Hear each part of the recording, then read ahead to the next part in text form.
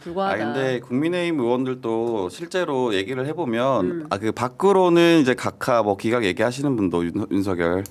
근데 실제로는 인용될 거다라고 판단을 하고 있어요. 다만 이제 윤석열 8대 인용될 거다. 네, 8대 0이냐 7대 1이냐 뭐 요런 싸움일 거다라고 보고 있는 것 같고. 예.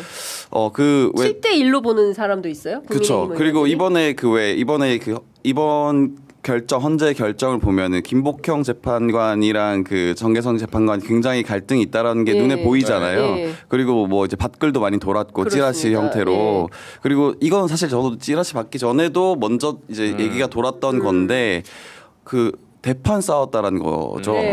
그 두 재판관께서 그리고 복도까지 소리가 들렸는데 예. 여성이었다. 뭐 그 이제 뭐 상스러운 욕까지 막 오고 갔다. 그 이제 썰입니다. 이건 썰인데. 썰입니다. 예. 이제 그래서 한 분이 또 밭글의 욕은 없었는데. 모 재판관 저는 이제 밭글을 안 봤어요. 네, 전원이죠, 전원의 전원을 들은 건데 이제 예. 모 재판관에게 너가 이렇게 나오면 나는 앞으로 너가 하는 결정에 무조건 반대로 간다.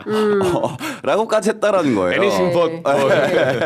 그러니까 이제 그거를 종합했을 때 이제 국민의힘 쪽에서도 의원들도 그럼 7대 1이 나올 수도 있겠거니라는 생각도 한다라는 거죠. 그 일은 누구예요? 그러면 7대 1에서 1.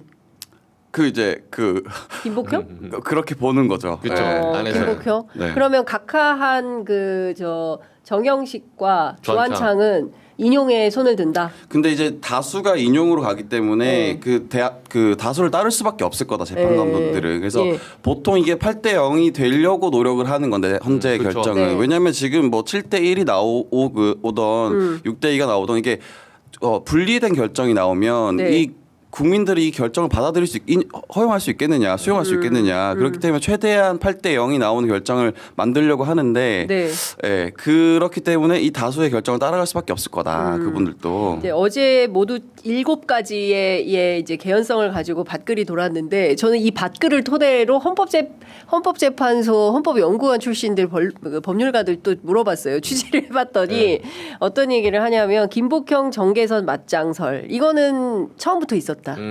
그리고 이미 그 한덕수 결정문을 통해서도 명명백백하게 확인이 된다. 그러니까 김복형 재판관은 헌법 위반 자체가 아니다라는 것이고 정계선 재판관 같은 경우에는 이것은 명백한 헌법 위반이기 때문에 인용하는 게 마땅하다라고 그러니까 결정문을 썼기 때문에 맞장은 맞다.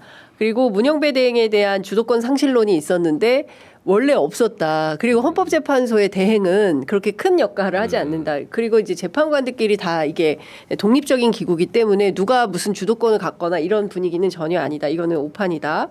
그리고 뭐 차기 소장을 둘러싼 알력 다툼설 이것도 제가 취재해 보니까 그거는 사실에 부합하지 않더라고요. 그리고 김복형 중심으로 조한창, 정영식 기각 또는 각하설 이거는 이제 취재가 더 필요한 영역이다. 이제 이런 얘기가 돌고 뭐 블라블라 이제 쭉 있는데, 그러니까 중요한 포인트는 이런 그 밭글 형태의 글들이 기자들 사이에서 돌아다니고 이걸 토대로 또 저 같은 사람도 취재를 하게 되고 사회가 불안하면 정말 음모론이 판을 칩니다. 어제 진짜 많은 얘기들이 돌았어요. 실제로. 어떤 얘기들이 돌았어요 기자들 사이에. 그러니까 이제 그런 거죠. 기자들도 사실은 한덕수 총리의 뭐 이제 탄핵 기각이 됐든 아니든 이거에 대해서는 크게 메인은 아니다. 메인은 어쨌든 윤석열이다. 그렇죠. 윤석열 탄핵 소추에 대한 결정인데 이게 어떻게 될 것이냐에 대한 얘기들이 굉장히 많이 돌았죠. 그러니까 지금 4월설, 5월설까지 나오고 6월설도 말하는 사람이 있습니다. 6월? 네, 6월설. 그러니까 이게 6월 12일설. 기본적인 틀이 어떻게 되는 거냐면 이제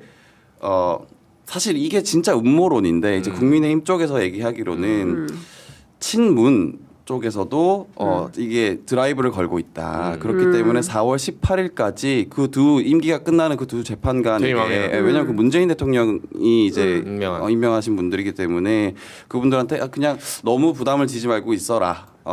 그래서 4월 18일 이후에 되면은 또 다른 헌법재판관들이 들어오니까 그러면 이제 인사청문회를 거쳐야 되는 거죠. 그럼 여야가 합의를 해서 엄청나게 빠르게 한다고 하더라도 최소 2주 정도는 걸리거든요. 그러면 이제 4월, 5월까지 넘어가는 거죠. 기본적으로. 요런 이제 흐름인 거거든요. 그러니까 이게 사실 어떻게 보면은 국민의힘에서는 좀 바람을 담는 것 같아요. 그러니까 이게 그 사이에 뭐가 있느냐. 그러면 이재명 대표의 2심 그리고 3심까지 있을 수 있는 거거든요. 그러니까 둘 다 어떻게 보면은 정치적으로 윤석열과 이재명 둘 다 내친다. 뭐 요런 이제 시나리오를 짜고 있는 거예요. 근데 그렇게 돼서는 안 되겠죠. 네, 그리고 4월 초쯤이면 아마 되지 않을까라는 저는 이제 기대감이 있는데 4월 초? 네, 다음 주쯤이면은 이제 뭐 결정이 되지 않을까라는 네. 생각을 하는데 이번 주가 희망 고문 4주차여서 저희가 네. 5주차로 또 넘어가야 이제 되나. 이거는 뭐 사실 사람들이 불안하면 네. 미신을 찾잖아요. 안 돼. 통계과학 뭐 이런 거 이게 사주팔자. 사주팔자? 사주팔자 이런 거. 그래서 정말 그 이제 제 주변에도 용하신 분이 있는데 정수 선배도 누군지 아시는 저도 분이 알아요. 아시는 네. 되게 유명하신 분인데 이분이 체포도 맞췄어요. 체포도 맞추시고 체포 맞춘 분이에요? 네, 체포 이분이 날짜를 이제 맞췄습니다. 체포 날짜? 네.